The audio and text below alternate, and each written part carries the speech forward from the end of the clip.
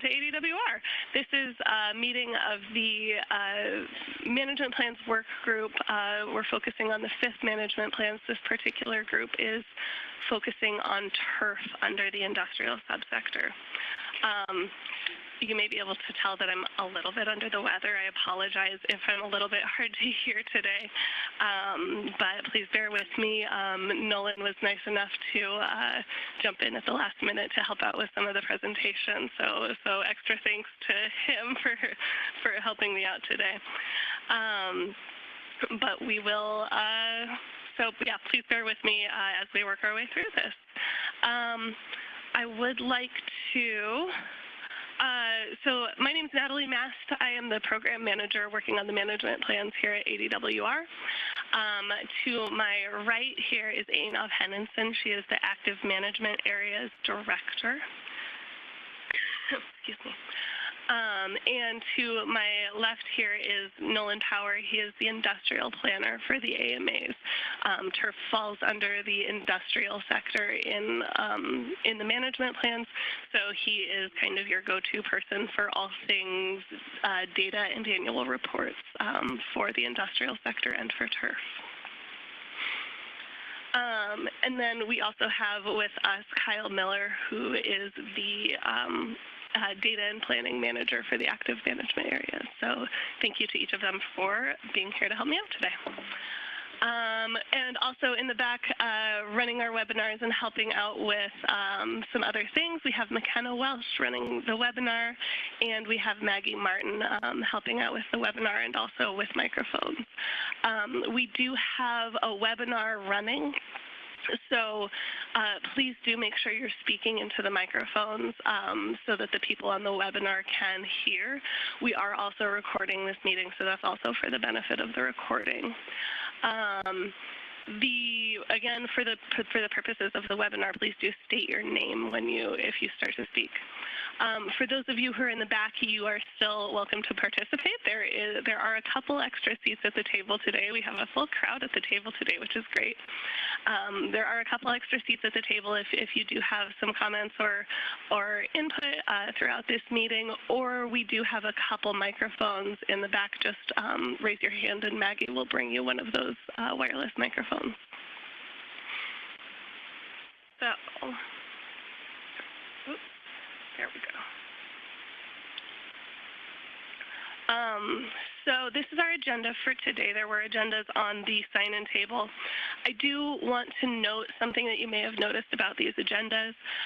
We've gotten some feedback and wanted to respond to that, so we are making an effort to provide some additional detail on these agendas in order to help you all be a little more prepared for these meetings.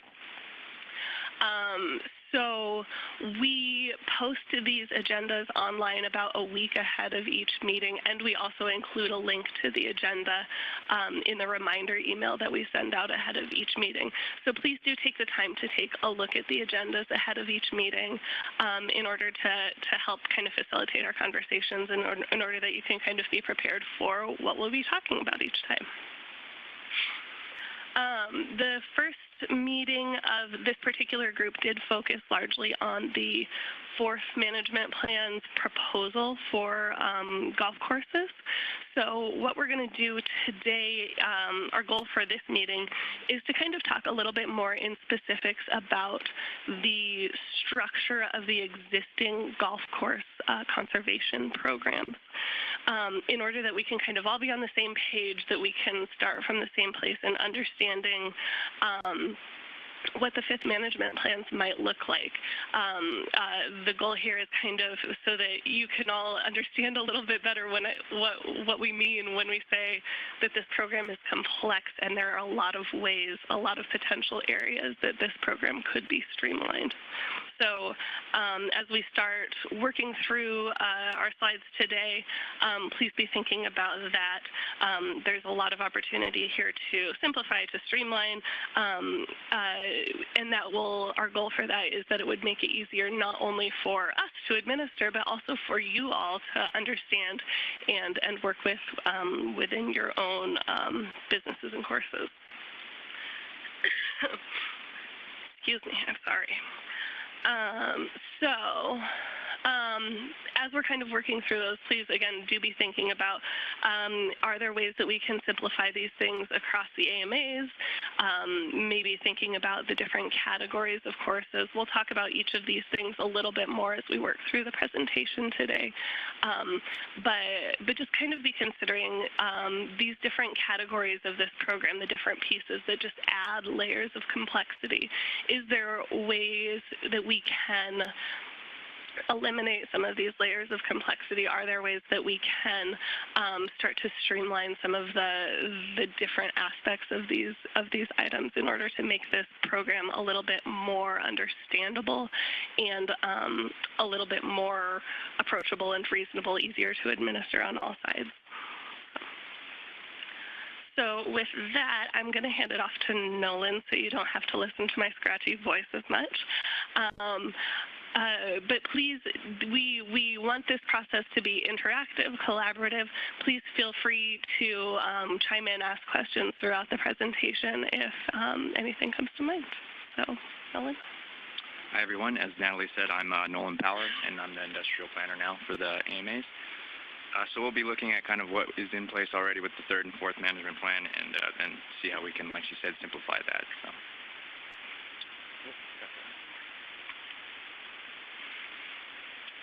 So with the third management plan, things that were in place already and have been in place for a while, the turf application rates, which are based on some UA studies, so that's where that rate comes from. And then we also have the incentives for using effluent, so that's 30 to 40% discounts depending on which AMA you're in. And then we also have the general structure for allowable years. So the more complex part about this is we have the pre and the post, so the older and the newer courses, and then we also have different levels for regulation versus non-regulation. So that's why you don't always kind of get a straight answer from when you ask me a question, because there's a lot of different things that go in here. But if I don't know the answer, I will find out for you. So sorry, Nolan, that is maybe something to note. I know a lot of times you all will ask kind of a general question, hoping for a general answer. This program, as you'll see as we work through this, has a lot of different aspects to it. There's a lot of complexity here, which means that anytime I try to make a generality about something, we're pretty much going to be wrong about that generality. There are lots of exceptions, so just kind of keep that in mind as we work through this. That kind of structure of exceptions and limitations is something that we can definitely consider modifying, improving upon for the fifth management plan.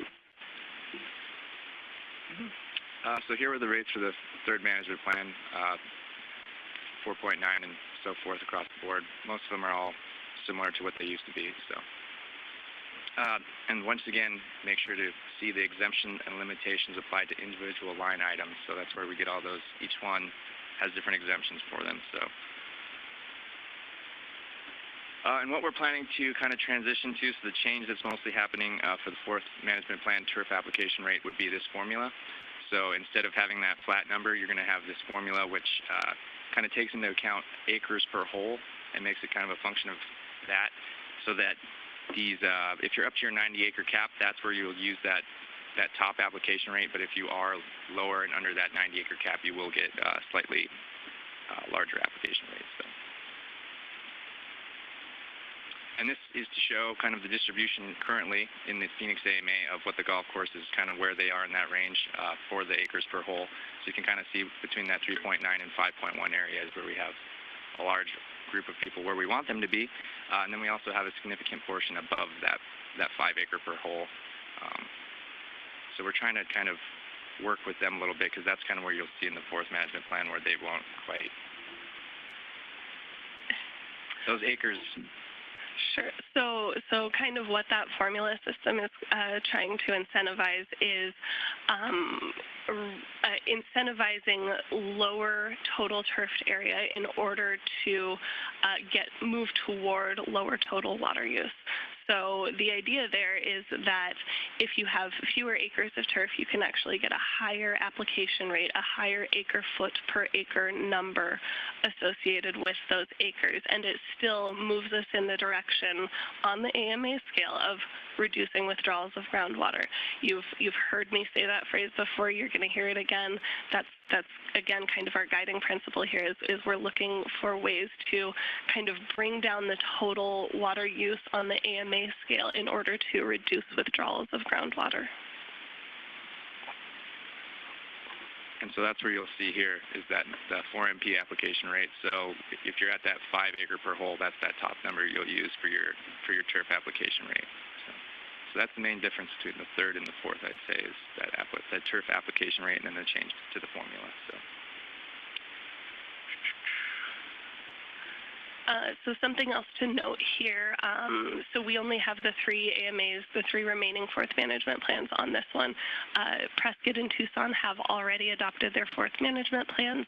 Those structures were not changed as compared to the third management plan, so that's why they're not included here. You can also see on this table that different AMAs have slightly different categories and definitions for those categories in how their total application rate is calculated. So again, one of these reasons that it's hard for us to speak in generalities about this program because of the different ways that these are calculated across the AMAs and the fact that there's slightly different application rates for each category across the AMAs.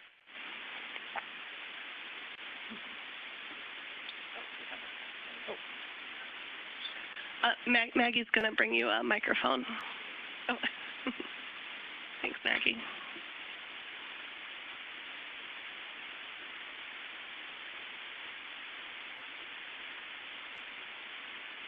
Greg Trias with Greyhawk. Can you go back to that previous slide? Just to get a better understanding, because I don't even know it for sure, can you walk us through what the definition of the areas below planted turf acres means, like historical turf, additional turf, low water use? Sure. So planted acres and turf acres might have slightly different definitions across the AMAs. Again, one of these layers of complexity that we're going to come back to again and again. But typically what that line item refers to is the first 5 acres of turf per hole. With exceptions, obviously, so because I said typically there. The historical turf acres is typically going to refer to, or in the example of the Phoenix AMA, historical turf acres refers to acres in excess of that 5 acres per hole that were, excuse me, that were in existence prior to 1985. And then the additional turf acres are acres that were built after 1984 that they have slightly different rules, different allotments that apply to them. So,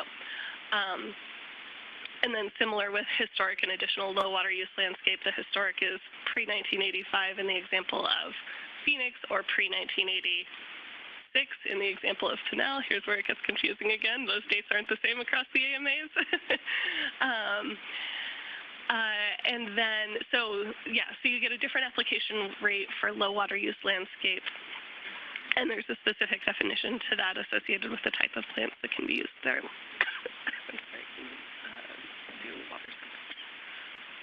So to finish that, the 4.75 is what we're proposing for the fourth plan to go into effect in 23, and you still will have the ability to use low water use landscaping for 1.5 acre feet, all those additional categories above the 4.75 if you previously had that. Yes, the change for the turf is only for the turf acres. There's still the water surface acres and the low water use landscape acres, which you would get application. That's what the 1.5 is for. So the planted acres line is the line item that formula we talked about applies to. So if a course is fewer than 5 acres per hole, that top line, excuse me, is going to be determined by determined according to that formula rather than 4.75. So 4.75 here is kind of the end point. If you're at or above 5 acres per hole, that line will come out to 4.75 acre feet per acre for the Phoenix AMA. for that example. I get that. So then what I'm also now hearing is if you have additional turf or the proper landscaping as part of your golf course on the perimeter of that grass, even if it's additional turf acres of 3, you can still do that. Am I asking that question correctly? I mean, a lot of golf courses have used the historical low water use landscape to do additional grass and/or plant. So where are you going to finish on that? In certain cases, there is the ability to add additional turf or additional low water use landscape, but it depends on the category of the course. So if you were typically for that type of thing, I recommend that an individual course would contact us and we can kind of help explain what exact regulations apply to that course. Since there are so many exceptions and caveats, we want to make sure that we're kind of all on the same page and not kind of speaking across each other or speaking too far into the generalities on that. So a lot of the complexity there, I know it makes it a little more difficult on you all, but that's kind of why we want to consider improving upon this for the 5th management plan so that we can answer those questions a little bit more directly. We understand that that makes things difficult.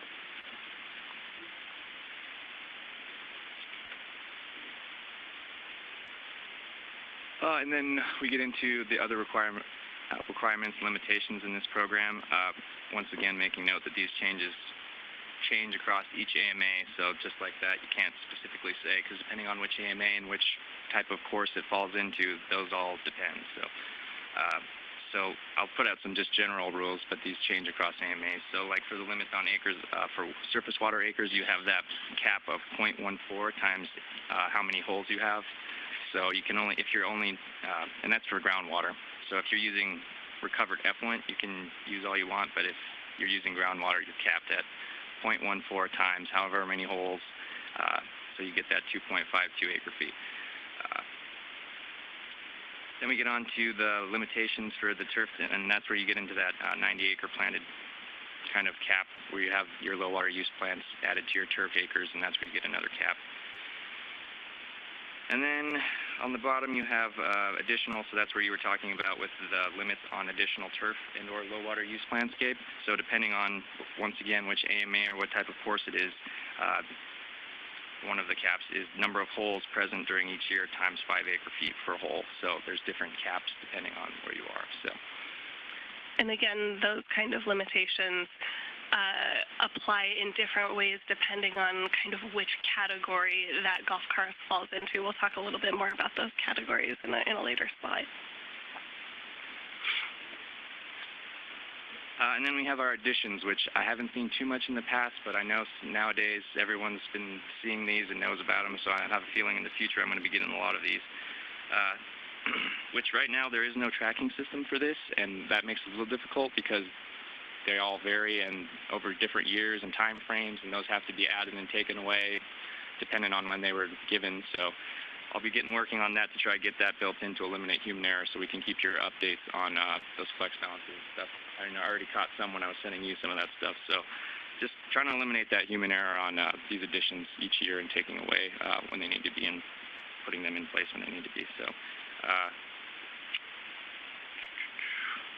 I guess that's all of those additions. And this is kind of where you kind of see the matrix of complexity is kind of where you see where we want to try and reduce some of this stuff. So the year built, that changes, like she said, across the AMAs. If we could try and get that maybe on the same time frame, and then the length, where we have this difference between regulation and non-regulation, and that also, once again, changes throughout these AMAs. So something to note here is that all of these kind of layers of complexity here are additive or cumulative under this program. So what ends up happening is that the application rates are calculated differently, the limitations are included differently, the additions are allowed for differently, depending on which category you're in, and the categories are different across each AMA and have different rules and requirements around them. So again, kind of all of these layers of complexity, this is kind of what we wanted to talk about today and make sure we're all on the same page with the existing programs. What we're trying to demonstrate here is that there is a need that we've heard from the regulated community to improve upon and streamline this program in a lot of different ways for a lot of different reasons. This complexity is just a part of that. But as we kind of look at the complexity that exists here, we want to both consider how we can improve upon it and also be cautious about just stripping things away by default, because these things, it kind of grew into this for a reason, and we do recognize that. So what we want to do is make sure that as we're making these adjustments, as we're considering these changes, that we're both doing so in a way that makes things generally easier, more understandable, but also that we do so in a way that it has a consideration for being equitable across different types of courses and that type of thing. Natalie? Sure. Quick question. Rory Van Pocket, Apache Sun Golf Club.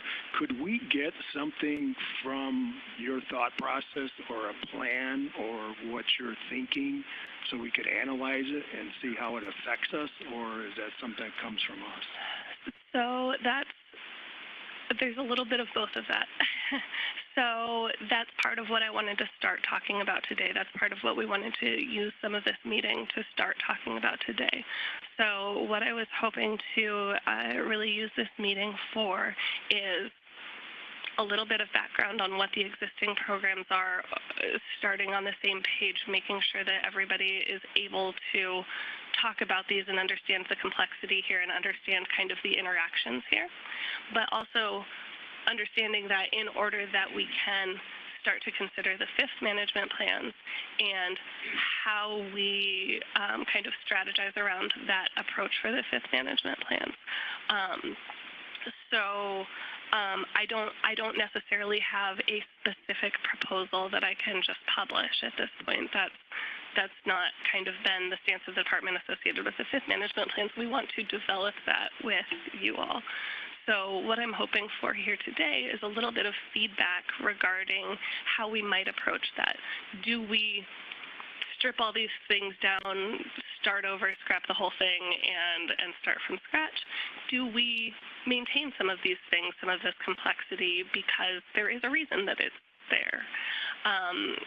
So I guess that's what I'm looking for. That's the type of feedback I'm looking for today, is how might we approach this? What are some different methods that we might consider for kind of restructuring and rebuilding this program in a way that is both meeting that requirement of reducing withdrawals of groundwater, but also making things more approachable, more understandable on all sides.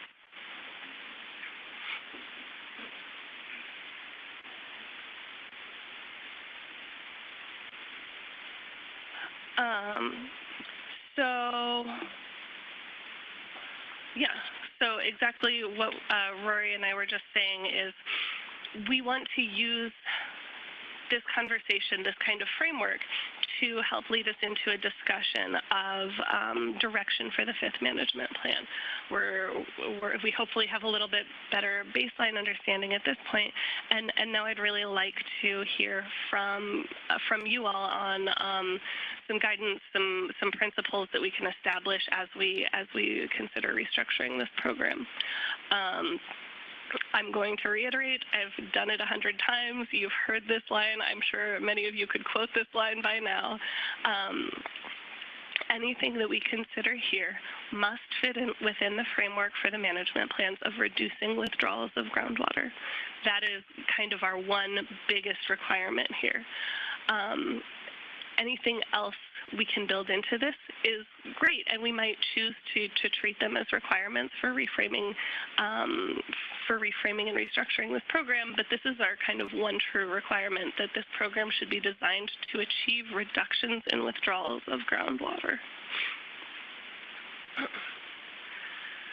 So you've already seen this slide, but maybe this is where I can kind of open the floor to you all. How do we simplify? Do we want to have a goal of standardizing a little bit better across AMAs, or streamlining the different categories of courses, removing some of those different components in the charts that we showed you for the application rates, maybe streamlining some of the additions and limitations, and ultimately we'll also want to consider how does this, what are the implications of all of this for the other turf programs? We're talking today specifically about golf courses, but some of this might ultimately also translate to the other turf programs for parks and HOAs and that type of thing as well.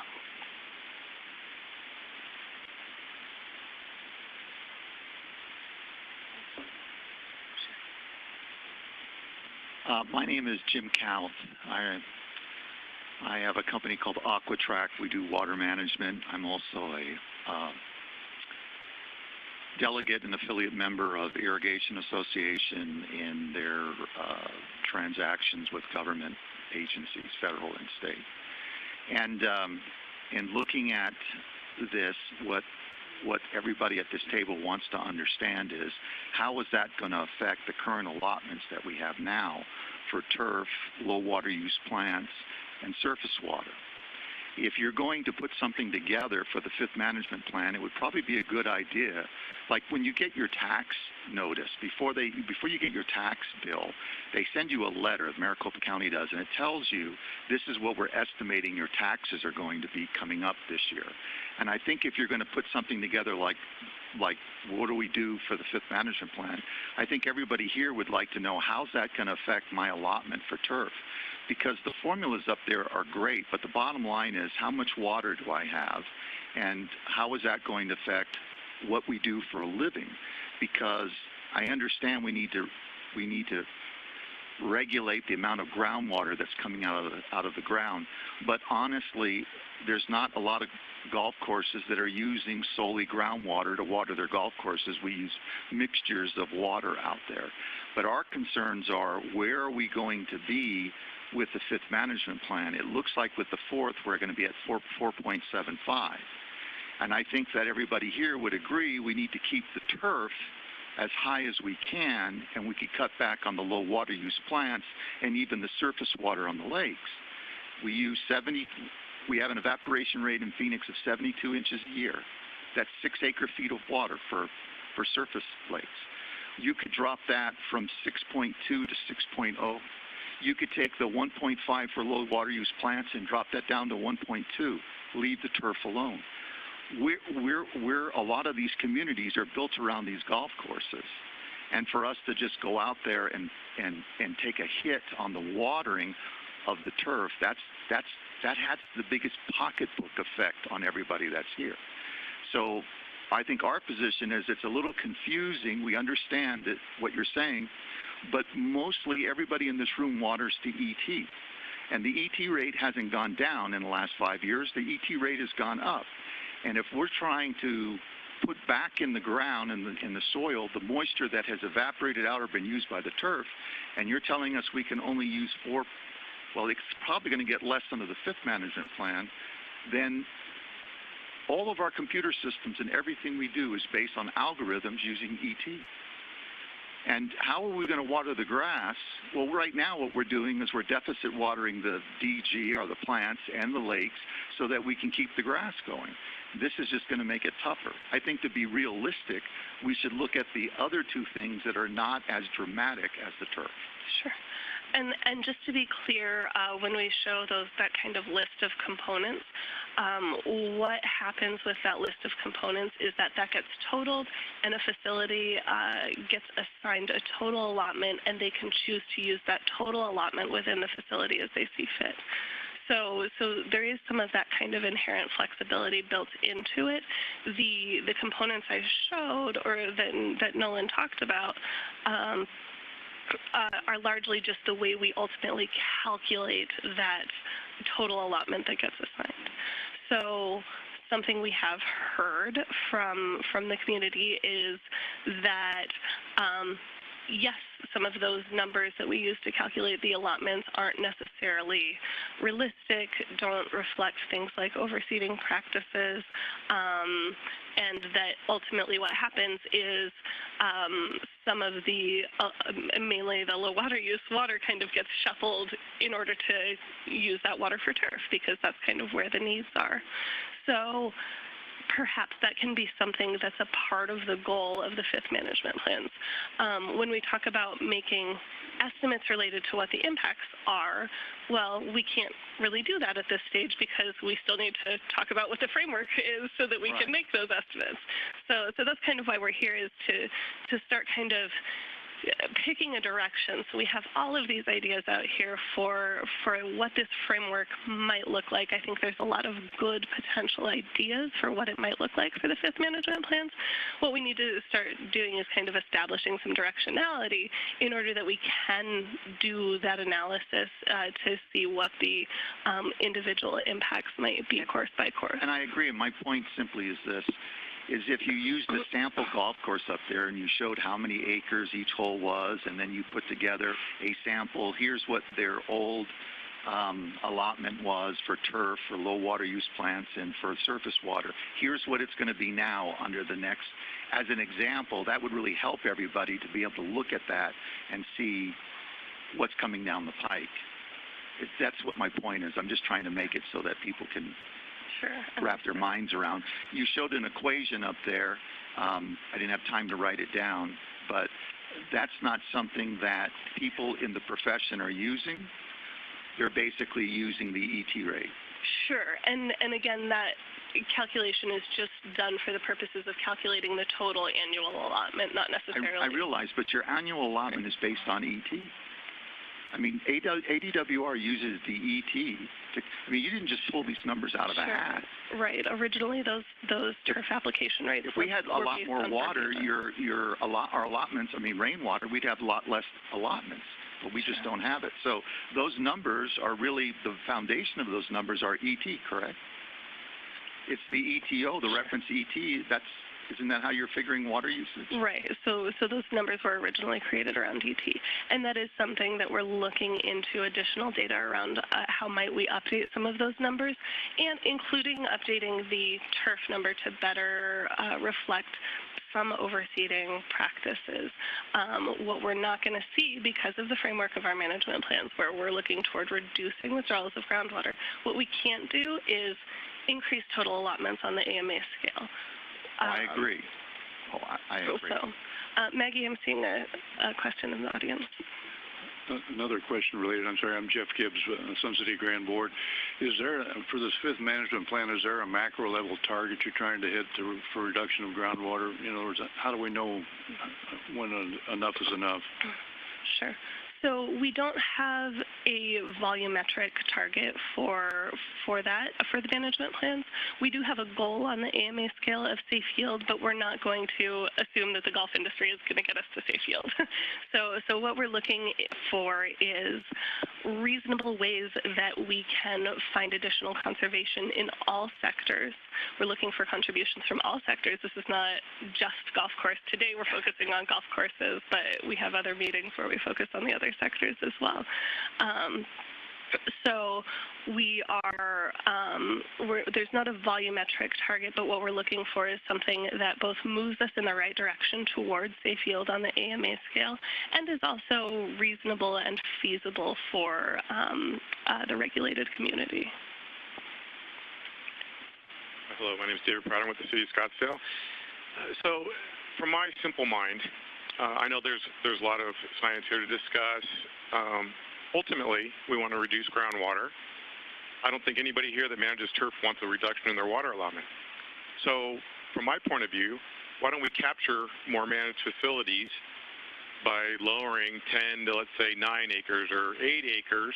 Because right now I have facilities that have 9.9 acres of turf, and as long as I pay the water bill, I can water whatever I want.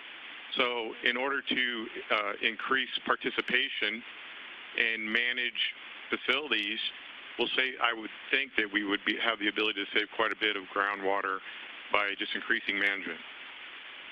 Does that make sense? Sure, and that would be, that can definitely be something we consider as a part of this group. I would need to double check our authority on that. I know there's some statutory limitations in some cases on those kinds of exemptions. I'm not sure if that falls under those or not. I'd have to follow up on that. Yeah, Ken Olson, General Manager, Sun City Grand. So picking up from where the gentleman just spoke, he's talking about reducing maybe to a lower number of acres.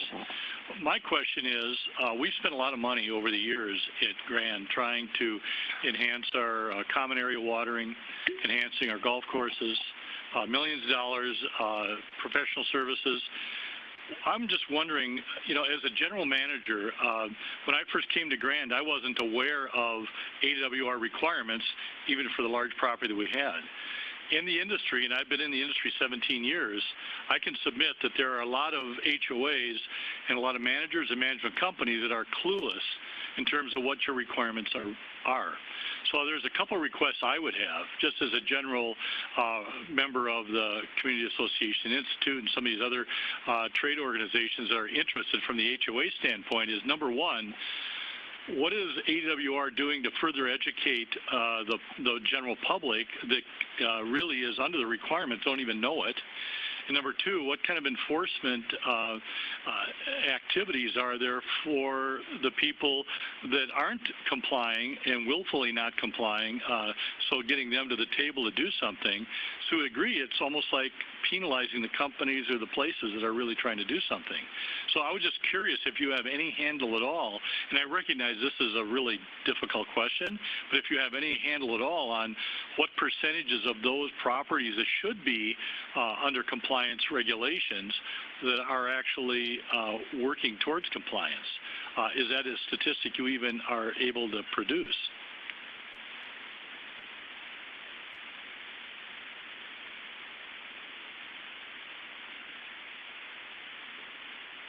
So for the notification thing, I know that's when I first came into this, there are probably, like they said, I read Jim's comments that he sent in. There's a bunch of HOAs and stuff that aren't noticed, but right now it's just, all I'm doing is I just have to look.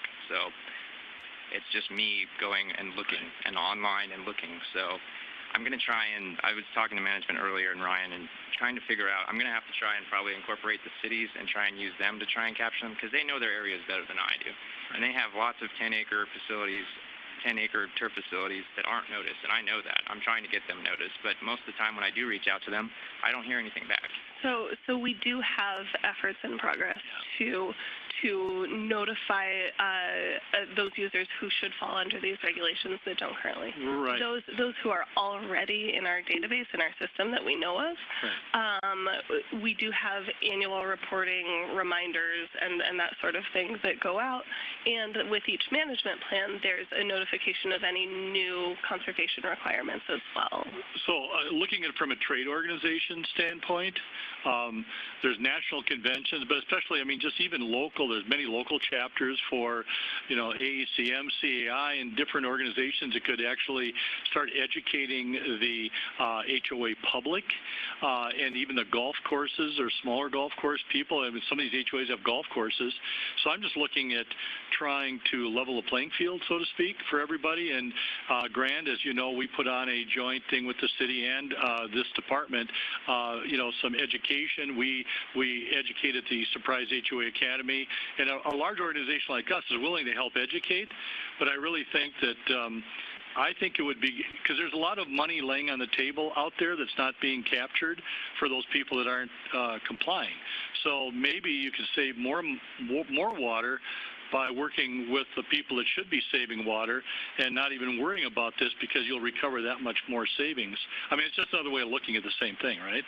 So I think that it's something that I wanted to bring up because I'm concerned, and I'm very interested in resource management, as our whole board is, and half our board's here today, that we want to be able to comply, but we also want to see it kind of level across and maybe some effort and money from the state thrown towards education and actually finding out how many people really fit in. And I recognize you have total staffing problems. I totally get it.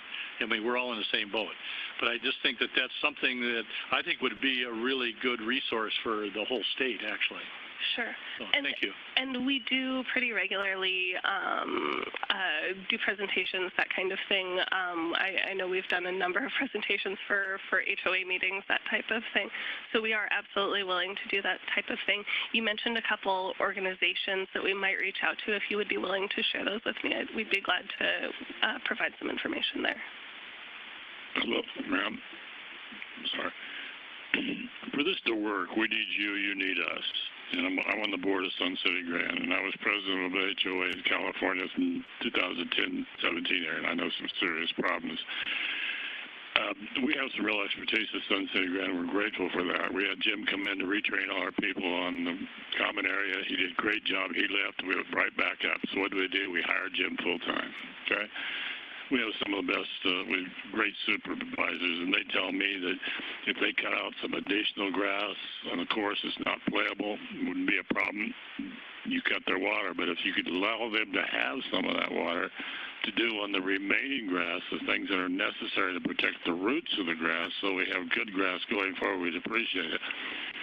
So in the allowance, I would like to see some type of a thing where you utilize the suggestions of our experience and give us a chance to have some systems that we know will work that doesn't affect the system. In California, they had a 35% requirement of voluntary reduction, and we did it. We got about 28%. They went 3 years, realized they had to make it mandatory.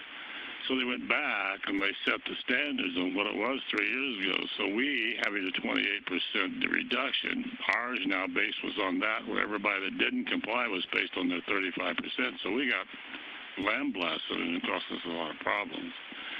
Just to tell you how big it was, the city of Sacramento had no meters on any of the homes, and so we're trying to comply. We put a lot of time and money into equipment, and coming down the pike, we just approved $1.5 million of work in Tuesday meeting. And so we feel we bring some expertise on it. And we're actually willing to get expertise, but we'd like some recognition that we can come forth with programs that, A, would meet your total overall goals, but leave our experts on the golf course the ability to manage grass that will not only make it through this year or next year, but have a program long-term into the future because of their expertise. Thank you.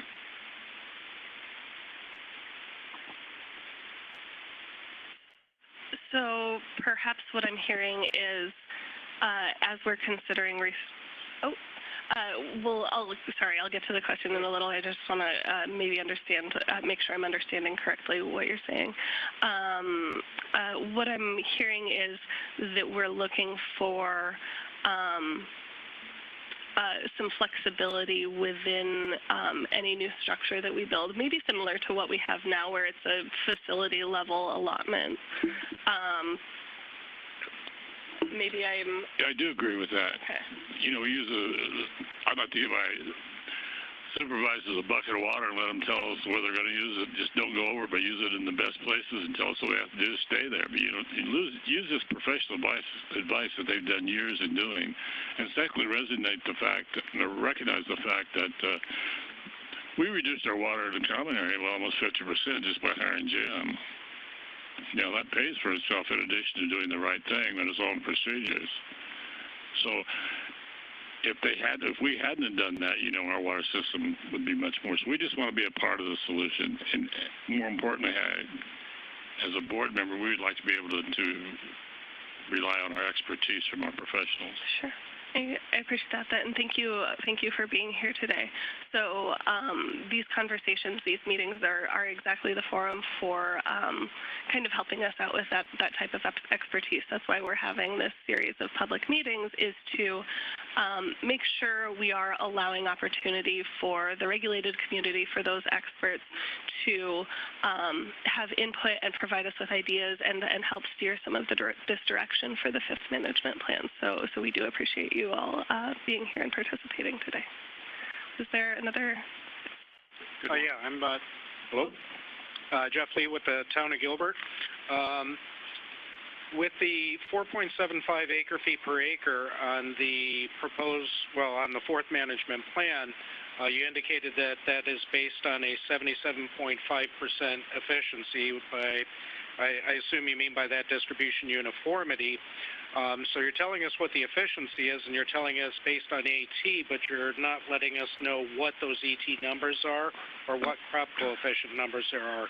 Can you provide those so those can be reviewed and verified that the science is correct? So those original numbers were based exclusively on Bermuda grass, and that is something I understand a lot of the regulated community disagrees with. So that is something that we're looking into. We have heard that some consideration of overseeding practices is a pretty significant desire from the regulated community for this fifth management plan. In order to allow for that kind of recognition of actual overseeding practices, something else is going to have to give, right? We kind of talked about we're not just going to increase total allotments in order to allow for additional overseeding. It's something is going to have to balance in order to achieve that management goal of, or fit within the management plan structure of reducing withdrawals of groundwater. So I think that whole ET application rate related to turf thing is kind of going to have to be an ongoing conversation that might be something we'll need to focus a future meeting more specifically on. Yeah, I agree. The ultimate goal is to do a reduction, but you know, you got to make sure you're giving them the right amount of water to keep the grass alive. Now, what they do in order to meet that compliance for their total allotment for their site, whether it's turf removal, so they can put out some more desert landscaping or whatever it is, but the allotment for the grass should be based on the science. Sure, and we certainly appreciate that feedback and are looking into various sources of additional data where we can update those numbers. Good morning. I'm Terry Murphy, President of the Sun City Grand Board of Directors. Also a member of the Board of Directors of the Central Arizona Chapter of the Community Association Institute, CAI. Suggesting before some background. Over the past 5 years, Sun City Grand has invested over $2 million in irrigation improvements. In 2014, we formed an ad hoc committee to determine how we could better conserve water in our community. In 2015, we installed 106 ET smart controllers and upgraded our sprinkler heads in the common area turf. We were able to pay for these improvements to the savings generated by the lower costs. On the golf courses, we installed new controllers, new heads, and are about to install 2 new pump stations at a cost of over $400,000. This year, to conserve water, we did not overseed our roughs. Now, since 2015, we have reduced our common area water usage by 43 million gallons per year. Last year, we reduced our water usage on the golf courses by 189 million gallons, for a total conservation of 232 million gallons. According to Arizona Municipal Water Users Association, that's enough water to supply 1,575 families in Phoenix for each year. We completed all these improvements and conserved all this water without assistance from ADWR or any other government agency. I firmly believe other communities could make the same choices if they were given professional assistance and guidance. I would suggest that ADWR could use Sun City Grand as a model to show other communities how it can be done. Our story can help other communities and the need to further restrict water usage on turf. I would encourage you not to increase turf water restrictions, but to work to create awareness and provide information to all the facilities to help them conserve water and save money. Thank you. Thank you. Chip? You know, I have a couple points, or a few points I'd like to make here, but I'd like to focus on what the big picture goal is, and in doing so, actually I'm trying to encourage you to focus on what the big picture goal is, which is to reduce the withdrawal of groundwater. So if you're looking for a slice of bread, you look where the loaf is, not where the crumbs are. In groundwater withdrawal, most of that occurs on a certain type of golf course, the pre-1986 golf courses. And I'm just old enough, I have a little historical perspective on it. I used to work for a company that built big golf courses. And we did them all with groundwater and they were grass wall to wall. And why was it done? Well, back then land was comparatively cheap. And if you're going to build a golf course, it's a lot cheaper to build it if you make it relatively flat, large, round, and it's far easier to put pipe in the ground, plant some grass, than it is to do desert landscaping. That's why they were done that way. But,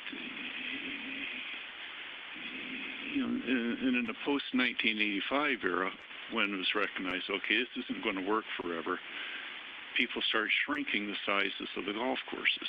But in shrinking them, it becomes less water efficient. For example, there's a lot of misinformation about where the 4.9 acre-foot per acre came from. Where that came from was in the late 80s and early 90s. The golf courses that were overseeding 50 or more percent of their area, that was what they were actually using back then. That's actually where that number came from. It wasn't based on science, it's based on actual usage. But there's a big difference. Back then, golf courses predominantly were pre-85 golf courses. They were large, they were round, they were flat. They were in largely municipal areas where there's very little wind and there's high humidity. But now when you take in the name of conservation, reduce the acreage, that builds in an inefficiency that doesn't exist in those circumstances. So a small acreage golf course today cannot exist on 4.9. None of them are. I was just talking to a client yesterday that fits into that category, the modern golf courses. And they don't waste a drop of water for two reasons. One, it's so expensive. Small acreage golf courses predominantly today, their water conservation is driven by cost, not by allocation. And secondly, those are usually premium golf courses that it's far worse to have a wet spot than to have a dry spot. So they don't over-irrigate. And this client I was talking to yesterday, I knew we were going to have this discussion today, so I asked, well, what are you actually using? And said 6.85. And I said, well, what do you think about going from 4.9 to 4.75? And, started foaming at the mouth. Said, it physically can't be done. So how are they doing it today? A combination of the low water use landscape area water that is used on grass rather than on landscape, and secondly, the effluent credit. So the mystique of the 4.9 isn't a real number in today's golf courses like it was in the 1985 golf courses. So I think we need to kind of keep that frame of mind. But the golf courses, the pre-86 golf courses that are largely using groundwater. Why are they using groundwater? Because it's cheap. I've sat in a room with the discussions of these people, and actually have done some extensive designing effluent delivery systems. They said, why are we going to spend millions of dollars trying to save this water when for 40 grand worth of electric costs, we can have free water that's groundwater? So in your issues of simplification, which I highly encourage, it's time now, in my opinion, to start treating the pre- and post-85 golf courses by the same equation, as well as the regulation versus non-regulation golf courses. Simplify it, but in doing so, you have to have a system of diminished returns. So smaller acreage golf courses are going to have more water per unit area than the larger ones. Now, these large ones, if you're looking to save groundwater, you're not going to find it in these small golf courses because, number one, very few of them are using groundwater. Secondly, they can't stand the cost of wasting water. and it's just not there to find. But the large golf courses using almost exclusively groundwater is where the savings is if we are truly focusing on the stated goal. Now, for those golf courses to reduce acreage, they're not going to want to do it because it costs money to do it. The only reason they're going to do it is if they're compelled to do it by because of regulation. And there's precedent. There's a few golf courses around that we can think of that used to be parkland golf courses that converted to desert golf courses, and today they're far better golf courses for that, like Pinnacle Peak Country Club as an example. So the resistance from the large golf courses, they've had 40 years to prepare for this. It's not a surprise. So I just encourage you to focus heavily on that area. And personally, I can't defend a 200-acre golf course using groundwater when we want to pinch a crumb here or there elsewhere. So. Thank you. So as we kind of move into our next meetings, we are running a little low on time today. I would like to encourage you all to kind of consider thinking about this kind of directionality concept as we move into subsequent meetings. Here we are going to start getting into a few more specifics about what this framework is going to look like and how we might analyze it to understand what the impacts on different courses might be. We have received some data. We have heard concepts from a number of different people. We would like to encourage you all to keep those coming. That's something that's really helpful for us as we kind of consider what types of things might work in restructuring this program. So, so thank you to those who have sent those types of suggestions in, and I would really like to encourage those to keep coming. I would like to point out we do have a number of other management plans work group meetings coming up. We don't have another turf one on the calendar, but I will kind of get with some people and discuss when the next one of those might be scheduled.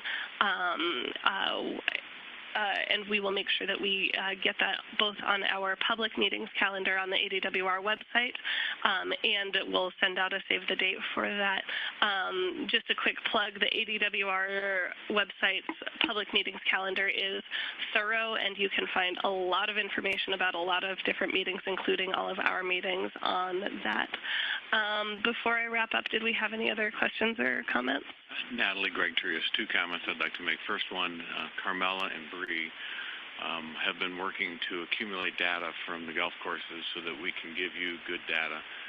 We could use more golf courses, so anybody here that has not reached out to Carmela at the Cactus Pines and submitted their surveys, and people who haven't, please encourage them to do so we can give real data to the department. And to follow up on the comments of usage, when you develop the window of time you develop a golf course in is kind of the window of the rules you use. And if the groundwater is cheap and easy, of course guys used groundwater and they built big grass complexes. When we started doing golf courses in the 90s and the new rules, we used the right to have low irrigation landscaping and or turf that's qualified as non-golf turf, because we needed the water for the golf courses, and you can't get to 90 acres of turf on 4.9 acres. I mean, it doesn't work. I think what we're hearing from the industry is there are trade-offs. We don't need to continue to landscape our low irrigation desert landscaping. We just need that water to use on the golf course. And so if we could find a way to make sure that you could save your groundwater by eliminating some of those categories and not reduce how much water, maybe even increase how much water we actually get to use on the turf, or some formula that makes it fair and equitable, I think that's what you're hearing today. I appreciate that feedback. Thank you. All right. One more thing. You're talking about reducing groundwater. One thing I thought about is what happens if a course has a Type 2 water right and they were able to supplement with water credits or something like that. Currently, right now, I don't believe you can do that. Such as brick water or something like that, because if you're reducing their use, it might be a way to supplement.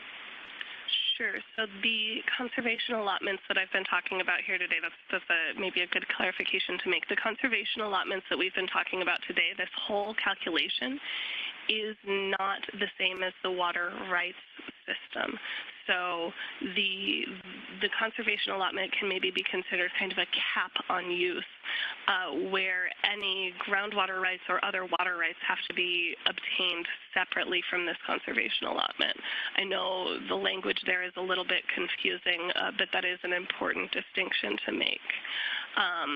So under the management plans, that conservation allotment is just a limit on total use within that facility. It doesn't have anything to do with the groundwater rights or other types of water rights there. So with that, we'll go ahead and close out. We do have a management plans kind of general email for any questions, comments, suggestions. We would really appreciate.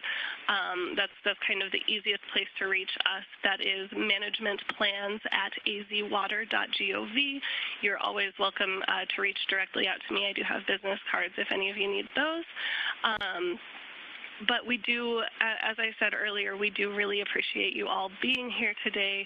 The purpose of these meetings is to kind of pull on your expertise and get feedback from the regulated community in order to build something that kind of meets all of our multiple goals here. So we do really appreciate you all being here and participating today. So with that, we can kind of close up. Thank you for being here today, and we hope to see you again soon. Thank you.